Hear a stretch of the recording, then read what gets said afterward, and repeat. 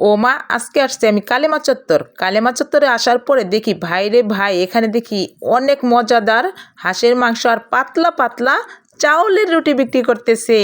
আমি তো দেখে আর লোভ সামলাতে পারলাম না, তাড়াতাড়ি বললাম 10টা চাউলের রুটি দেন আর তাড়াতাড়ি 4 প্লেট হাঁসের মাংস দেন।